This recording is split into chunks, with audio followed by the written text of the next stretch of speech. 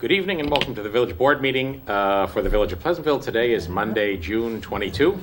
If you're watching live on Monday, June 22, we encourage you to call in if you have comments or questions. Our call-in number is 769-1677. As always, you can watch us live on Cablevision or Verizon Cable TV or at pctv76.org. And within a couple of days, you can watch an on-demand webcast of the sections of the meeting that might interest you at pctv76.org. Our next regular meeting is scheduled for Monday, July 13, 2 weeks from tonight at 8 p.m. with a work session at 7. Just had a couple of announcements to make.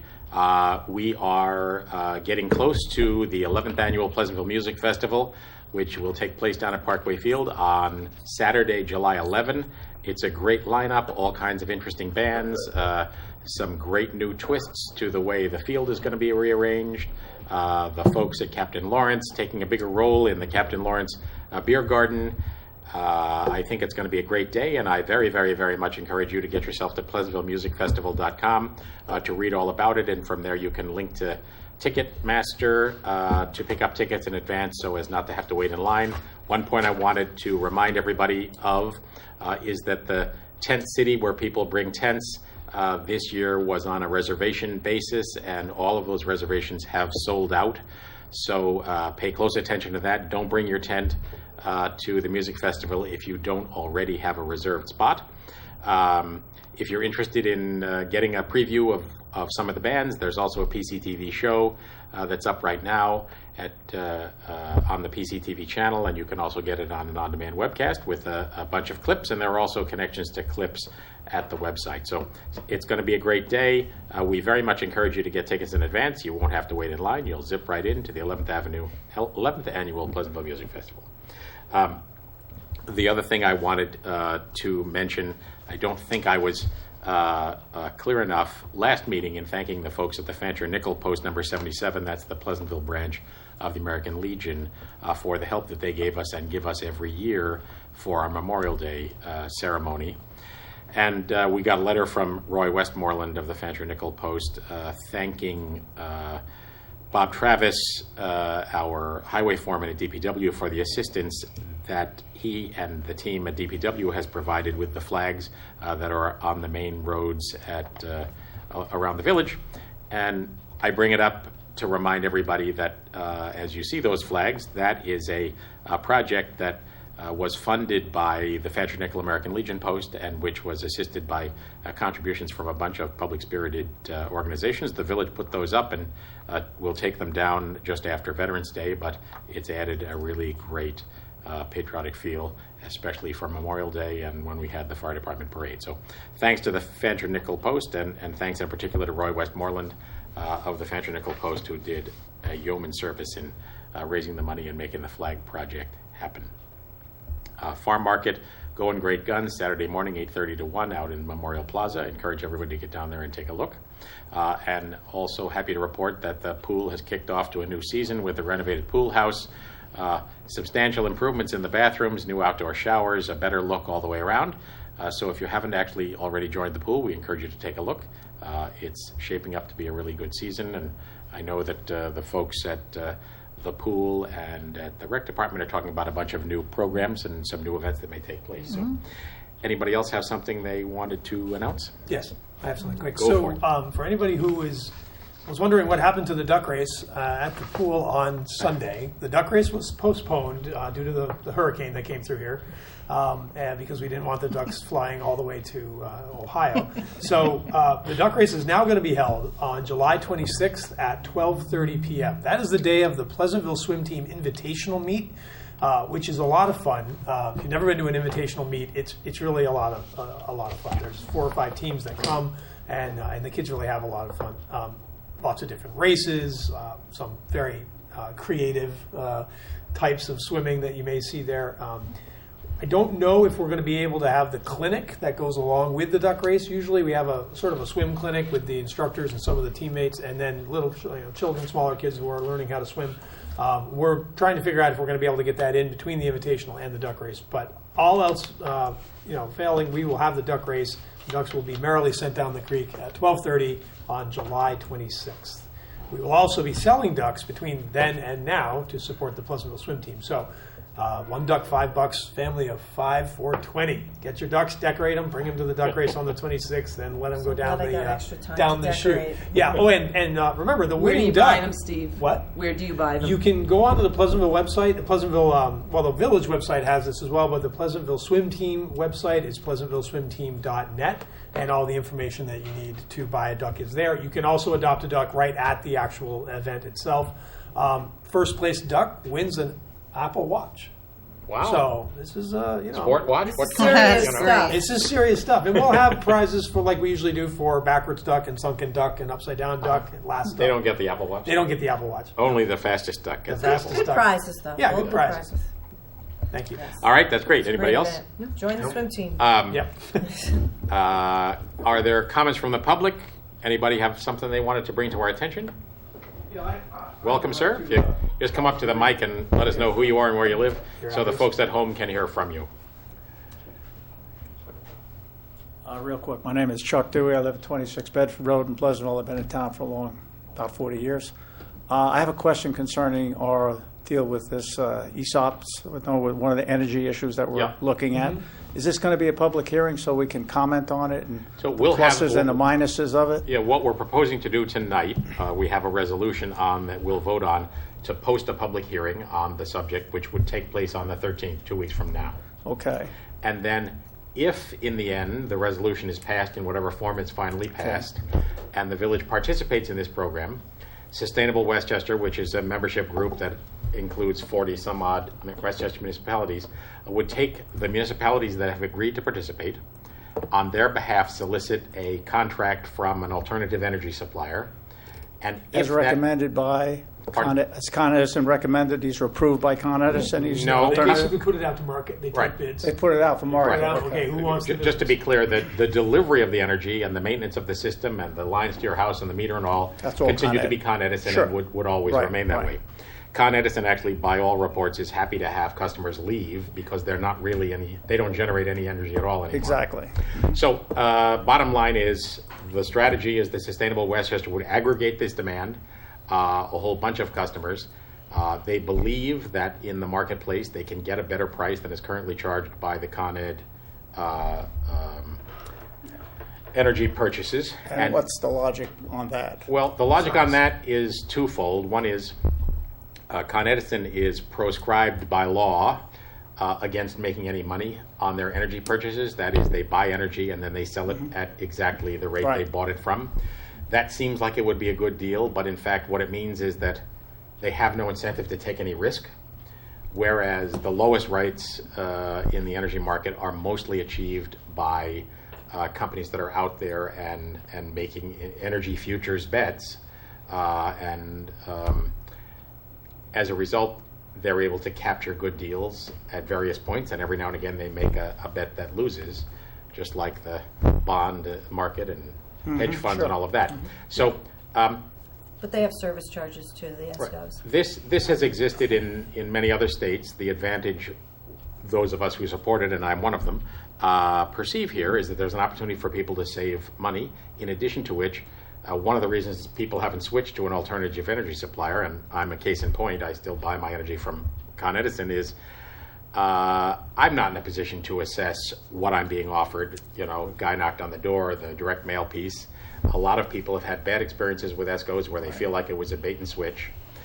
The advantage to this is that with a significant pool of customers, Sustainable Westchester, which not for nothing is us, I mean it's a board of elected officials and community members, will not only publish the results of the rates so that you can actually see how we did, but also provides a layer of knowledgeable advice to determine what's an appropriate contract to enter. So We will be able to evaluate what we had versus what we're going to get Once and a year. evaluate those rates, because that's that opt-in versus opt-out. That's a Right. very slick sales tool. It's You only know? once a Well- year you'll be able to do that. I know that. Well, I know that. you I'm can aware. opt out you can whenever opt you out want. anytime. You could, no, I'm saying that you can only evaluate once a year because Sustainable Westchester will only publish it once a year on. Well, that's actually not what they told us. That's what they told us. When you opt They told in. us something different at the meeting, but then in their follow-up was they will only do it once a year. They will only post it once a year. Well, I don't think that's... To your point, when you opt in, you have a year to opt out. No, you can opt You out can opt out whenever you want. anytime. Whenever you want. You can opt out anytime Yes. you want. Anytime But you you want. won't see the numbers for a year. Right. Actually, So, I think that's no. not true. Kind of like, No, it's I don't No, think that's you're- true. And remember, No, they're that's very only true. going to do this if they get a better deal. Right. So if they put it out to market and they don't get a contract back that's better than Con Ed, significantly better than Con Ed, they don't do it.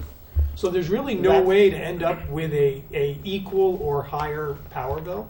You can only, if they do this, if you get, this passes and it becomes what we do, and it works, you can only get cheaper electricity. I'm with you. I'm all for it. Yeah. But in the past, that hasn't proven to be the fact. No, Understood. With That's ACE- one with of the- ESCOs. But that's why Sustainable And that's Westchester was why- put together, because these are experts Right. that are going to be able to And help As long us. as we have a fox guard in the hen house, Yeah, exactly. we're in good shape. And what we Exactly. want is, like Con Ed's not able to hedge energy, right? Because they're precluded from speculating in energy markets. That's one of the reasons why their I know how costs that are works. high. Okay, so they have now this incentive to go out to the power provision world and say, okay, listen, we've got X 100,000 people in one shot. You don't have to spend money on those brochures. You don't have to send people to festivals. You can just get the business. What's Right. your best deal?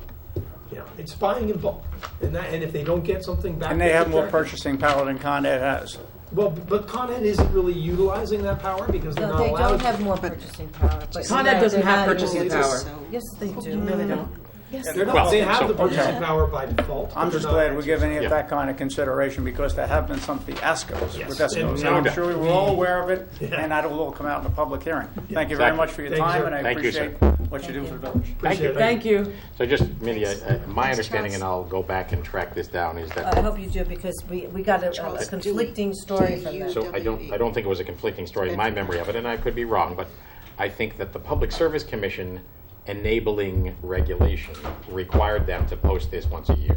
And Mike Gordon indicated that they're required to post it once a year, but that they intend to post it on a monthly basis. No, And that there would he be a backed off website. of the Yeah. monthly basis because that was one of the Yeah. points that I had read into the record when we passed the resolution.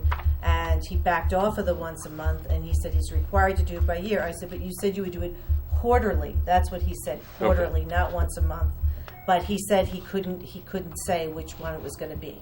Okay, so we can explore that, but I do believe that it is their intent to be transparent about what's going on, and of course, existing ESCOs have no such requirement at all, so that's a nice piece of consumer protection that doesn't exist for a customer who chooses another ESCO, unless another ESCO chooses to offer that, and I'm not aware that they do, so.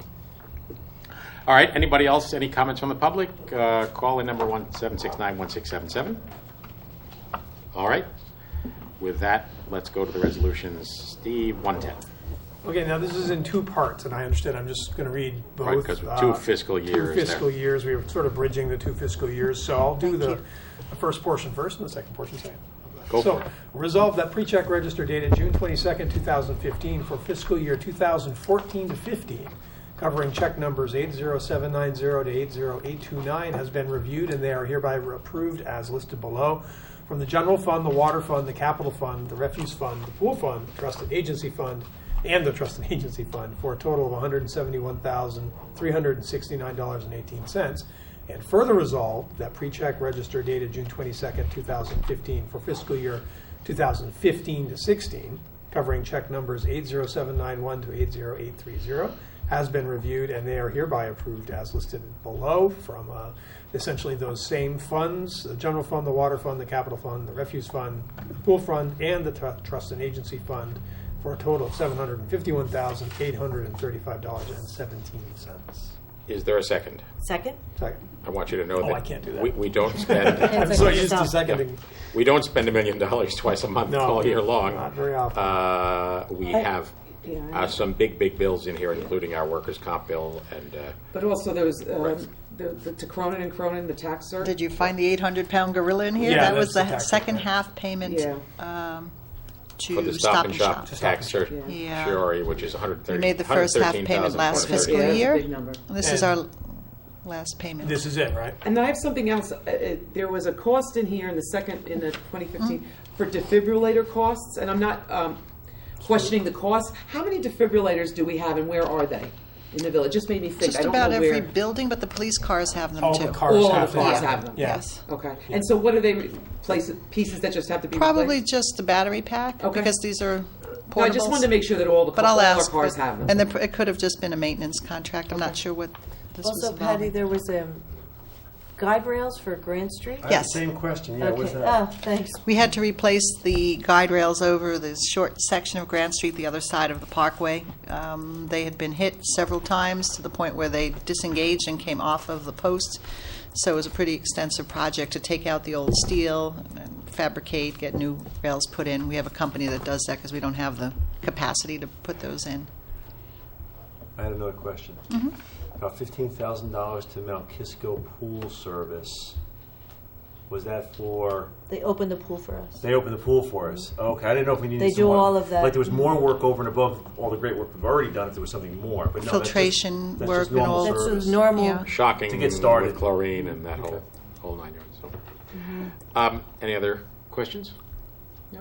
All in favor? Aye. Aye. Motion approved, Mindy. Resolved that the Board of Trustees has reviewed the minutes of the meeting held on Monday, June 8th, 2015, and they are hereby approved. Is there a second? Second. Any comments or corrections to the minutes? All in favor? Aye. Aye. Motion approved. Colleen. 112, resolved that the Board of Trustees hereby authorizes the mayor to sign a collective bargaining agreement with the Police Benevolent Association pursuant to the memorandum of agreement dated June 17, 2015. Said agreement is from June 1, 2015 to May 31, 2019. Is there a second? Second. Patty Dwyer has taken the lead in this negotiation with the leadership of the PBA. Patty, you want to just describe the outlines of this? Yeah, I'd be happy to. Thank you. As the board knows, we've had been negotiating for the past several months with the PBA.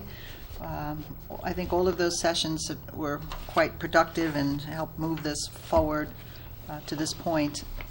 At our last executive session, we went over what appeared to be the basics and the deal, so to speak, for the new contract going forward. And the PBA had a meeting a week or so ago.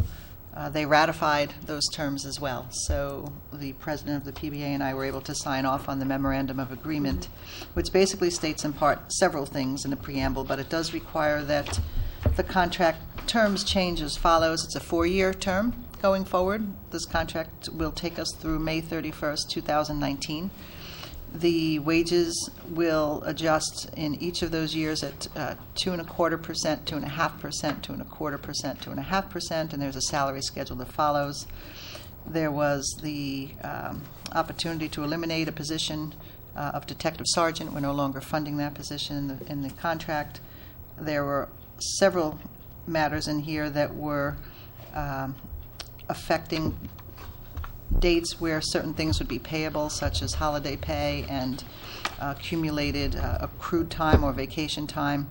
And these changes were made that actually benefit the village in terms of the payouts. There has been some changes in healthcare contributions. All members will be paying 2% of their salaries effective June 1, 2015. And there had been some other ministerial changes that are helpful to both the village and the PBA to administer some of the terms of the contract. There are still co-pays on both ends of employment for PBA members while they're active and when they're retired.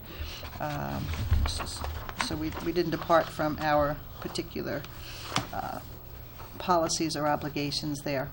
I think it is very much in line with the settlements that have been negotiated in the county. We looked at just about every community in Westchester that has reached settlements. I've even spoken to those who are in negotiation. We're well within range with respect to the top grade pay and the salaries that are being paid. We have been very fortunate to have a PBA that has been paying toward healthcare contributions for the last at least 15 years.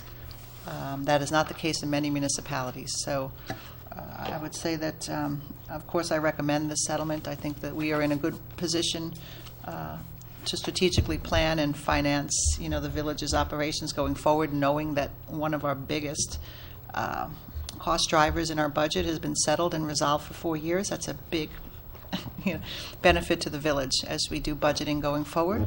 And I hope you see it the same way. I think you do. Thank you, Patty. I think all of us are in agreement. We've had a number of sessions with you in the course of this negotiation and are pleased by the results. I congratulate you and Matt Listwan, President of the PBA, as well as all the people that support you and all the people that are members of the PBA. I think it's a result that all of us can live with, which is, of course, what a negotiation is supposed to produce. And that's exactly right. I mean, I think we both sides felt that it was, it's adequate. We could have argued for other things. We could have argued a long time, but we focused on what mattered. And also, I'd like to add that neither side required any legal assistance, which I thought was a sign of the times here, that we are really in a very collaborative. Oh, you're welcome. But thanks to the PBA too, that they trusted the process and they came to the table willing to negotiate. And So, Patty, the retro is budgeted? There's no retro. This is going to be June 1? This will be a prospective contract. They agreed not to go retro, which is helpful too for all of our processing upstairs with payroll and the like. So as soon as payroll gets this, they'll do their best to put this in effect. But it's not a retroactive contract.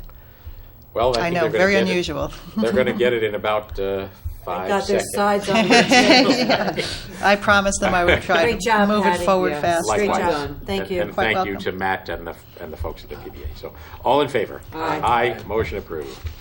113, Joe. Resolved that the Board of Trustees hereby sets the hourly rate for part-time senior van drivers at $14 per hour. Is there a second? Second. Any comments, questions? All in favor? Aye. Motion approved. Steve, you got the money ones I got this meeting. I got the John Cunningham resolution. That's right. Resolved that the Board of Trustees hereby approves the following budget amendments for fiscal year 2014 to 15 as follows. To increase the capital civic space project and transfer in from general fund revenue account $10,000 from interfund transfer over to civic space projects. To increase revenue and expense for the pool fund from transfer in from general $9,000 over to pool repairs and maintenance. And then to transfer funds for over budget accounts, budget codes mostly dealing with pool part-time, that's the account line, $778 twice, then $1,756 for a total of $3,312 over to the accounts pool utilities, pool outside services, and pool chemicals. Is there a second? Second? Comments, questions? This is just basic housekeeping. Yeah, this are all closing out some capitals and other things. The civic space was the gazebo, in case you're wondering what that. That was all the work we did, mostly electrical work that had to be done. We didn't expect it, but we had over $6,000 in rewiring that needed to be done once we started to poke around the roof. Just from and the age everything. and deterioration? It came out well. It looks good. It looks Our- great. thanks to Jeff Econom and There's a new finial or something on top? we have Yeah, a whole new new cupola. We have a Yeah. new It's all- cupola. We have all a new done. roof. It's all painted. Virtually all of that part of it done in-house. All the labor was done And wasn't in-house. the lighting donated by somebody? Some of the lighting on the outside? Was that I donated the was lights. that Patty Dwyer? I was going to say.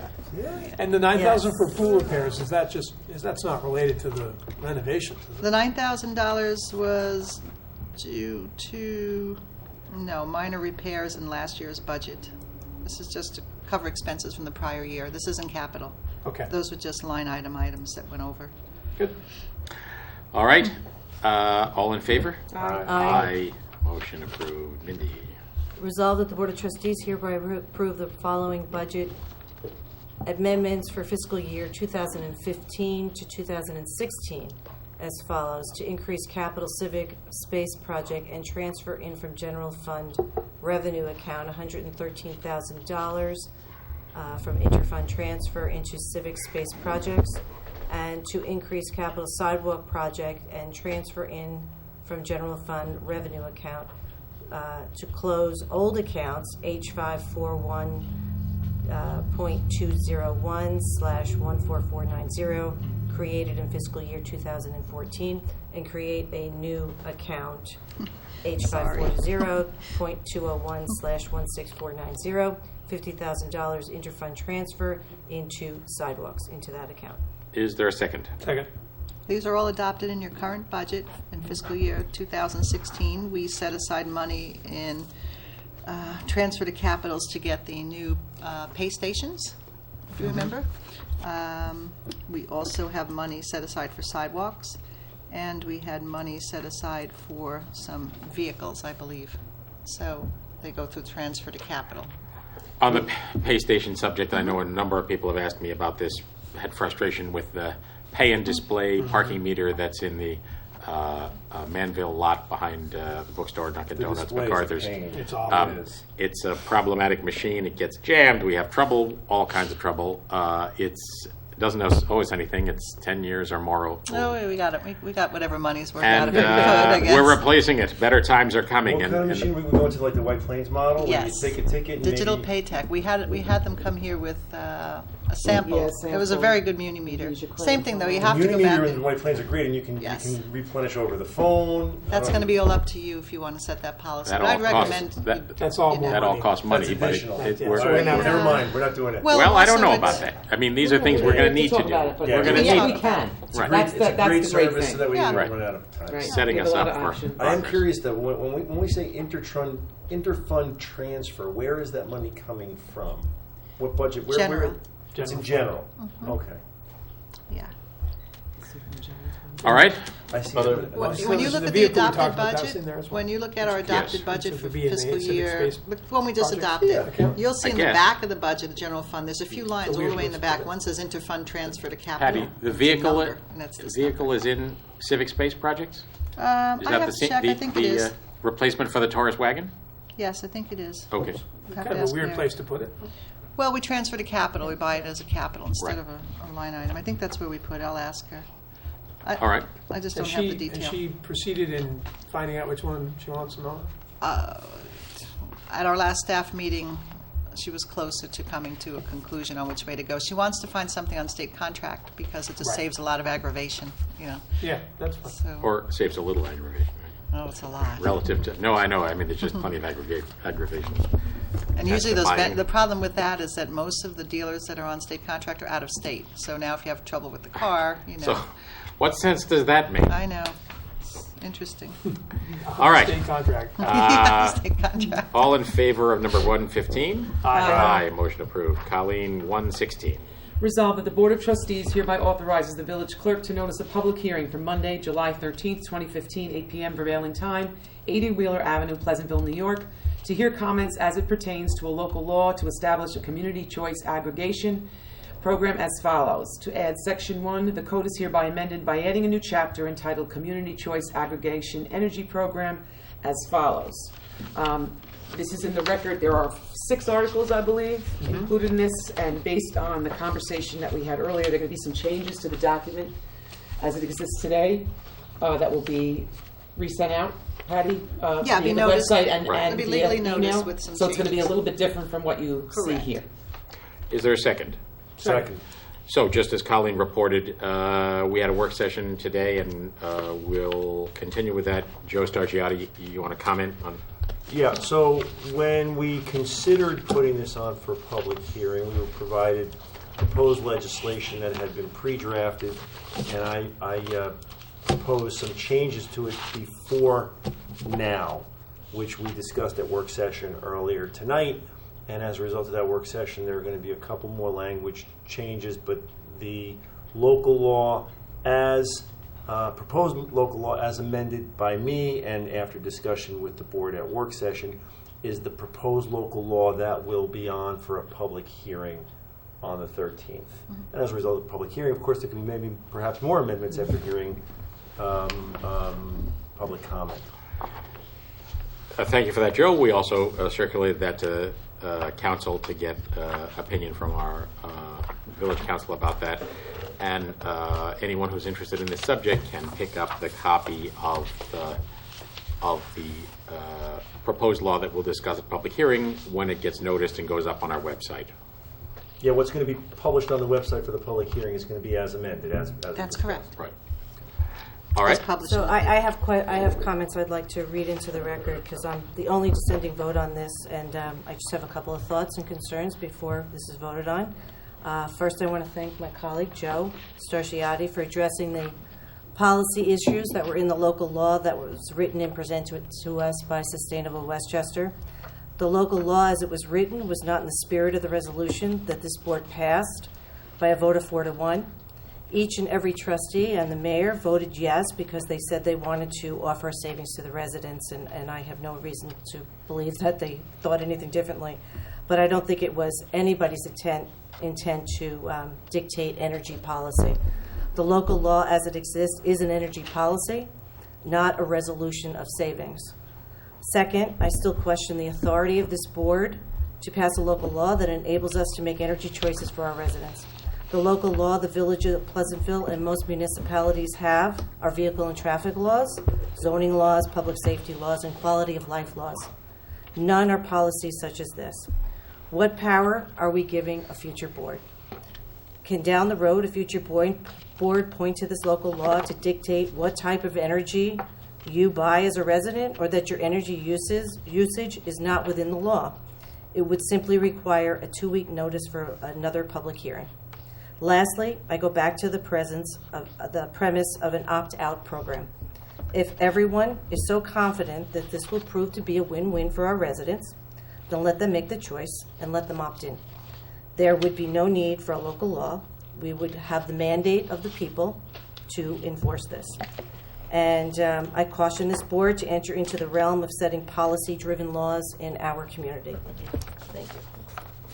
Let me just comment on a couple of those things. The Community Choice Aggregation Program is a program that is permitted and indeed encouraged by the Public Service Commission based on an application Sustainable Westchester made. So the Public Service Commission in Albany issued a ruling that gave Sustainable Westchester the opportunity to create a pilot program in Westchester, which the PSC anticipates, if successful, will roll out to all of New York State. That would make New York State very much similar to quite a few other states that already use community choice aggregation, including Illinois, Massachusetts, Rhode Island. I think there are 7 or 8 in total, if not more. So Mindy questions our legal right to do this. This work is being done, and indeed the proposed local law is specifically the result of discussions between Sustainable Westchester and the folks at the Public Service Commission, the Solicitor General's Office, and the New York State Attorney General's Office, all of which are based on trying to create for the first time in New York State the legal framework that exists in other states to allow community choice aggregation. So that's what's going on here. Sustainable Westchester, I remind everyone, I think it has 40 some odd members out of the 45 municipalities in Westchester County. So this is not some alien entity. This is in fact all of us proposing to aggregate together to see if a better deal can be found in the energy market. We discussed at length the opt-in, opt-out issue, the core issue being, and I think those of us who voted yes are convinced of the reality of this, that an opt-out solution will allow Sustainable Westchester to gain a much better price in the market because they will have the certainty of a much bigger customer base. So what would happen if, in fact, there are a whole series of if-then statements that have to happen before it would have any effect on any of us, but the bottom line that everybody has to remember is if, in fact, Sustainable Westchester achieves a favorable contract with an energy supplier that would affect members of our community, everyone would be given an opportunity to opt out if they wish to do so. And in addition to that, everyone remains having the right to opt out at any point in the future and switch back to Con Ed, switch back to whatever. Your energy will continue to be delivered by Con Ed throughout this process. The service of the lines, the line to your house, the meter reading, all done by Con Ed, which in fact is the only business Con Ed really wants to be in. They are in the energy distribution business, the poles and wires business, not the energy generation business. So the core piece of this that underlies the whole thing is that 10 years ago, New York State, I think quite rightly, deregulated the energy market in an effort to get government out of the business of setting the rates for energy, which for a whole series of reasons had turned out, I think, to be a negative element. That has been a hard thing to pull off here in New York State because so many people have remained with the default energy supplier and not taken advantage of these opportunities, myself included, because how do you make a decision about an ESCO? How do you know you're getting a good deal? How do you know it's not a bait and switch? So again, from my standpoint, this seems to be an opportunity to inject into that process both thoughtful, knowledgeable negotiators to get a good contract, and secondly, a layer of consumer protection that will allow all of us to take advantage of lower rates with consumers' protections built in. And if at any point any of us don't like it, all we say is opt out. So. I just want to ask another question, Patty. I had read when you passed the resolution, I had read 10 points into the record that I was hoping that maybe, Joe, I can give them to you, that you can consider them for the local law, that if indeed you're going to pass a local law that requires this, that we can include in that local law the safeguards that the mayor is talking about for our residents, and that is, I can give you the 9 points. We can discuss that if maybe They're in put the them minutes. into the local Right. Yeah. local law, but it gives some additional safeties to this program. So since it's apparent it's a split vote, let's have a roll call vote. Steve? Aye. Mindy? Nay? Aye. Aye. Aye. Motion passes 4-1. So we're noticing a hearing for July 13th. So we'll notice a public hearing for July 13th, and that public hearing will be based on the negotiated edits to the copy that we discussed in work Can I session. just have make a those. comment too? Please about do. what was said? I just want to make 2 comments, and that is, Mindy made a comment about, what lies ahead for a future board. The reality is a future board could do just about anything they want. They could adopt any local law, and it's really up to the residents in Pleasantville to pay attention, to listen to our meetings, to follow what's going on so that they know what their board is doing. And the second thing I wanted to say is I'm really not interested in being on a board that won't do anything that's never been done in the past. We had Sustainable Westchester come here. They gave us an extremely thorough overview of what would happen. We've all done our homework and read, and I don't think a reason to not do something is because we've never done it before. And I look forward to taking on as many new projects that we could, whether they be policies, procedures, processes, that would benefit our residents. And that's what I feel that this would do. So just wanted to add. And I second that, and I just want you to know that I've been on this board now 13 plus years, and I have never sat on a board and don't sit on a board today that does anything other than try to serve this community in the best way we possibly can. And there have been no points at which I have thought, hold it, this board is headed for some sort of a power grab. So that is certainly not the case here, again, from my standpoint. So that's the last of our resolutions. We'll be headed back into work session to discuss several other items, including parking regulations on Hobby Street and Marble Avenue, which has been a subject of concern to some of the neighbors and businesses in that area. Also wanted to mention that before we began tonight, we had a presentation from some folks who are human resource compliance consultants discussing the requirements associated with the Affordable Care Act and the commitments that are required on the part of employers, both to make sure we're properly fulfilling the rules and properly reporting them. So those are consultants that we have yet to hire, but raising the possibility that we may need some outside assistance to make sure we dot the I's and cross the T's. So that's what is the look ahead for us. Is there a motion to adjourn the meeting? So moved. Second. All in favor? Aye. Aye. Good evening. Thank you for watching. PleasantvilleMusicFestival.com. Get your tickets now for the 11th Avenue. I keep saying 11th Avenue. 11th Annual could be 11th Pleasantville Avenue. Music Festival on Saturday, July 11th. And buy ducks. Come Thank to the you. duck race. And buy ducks.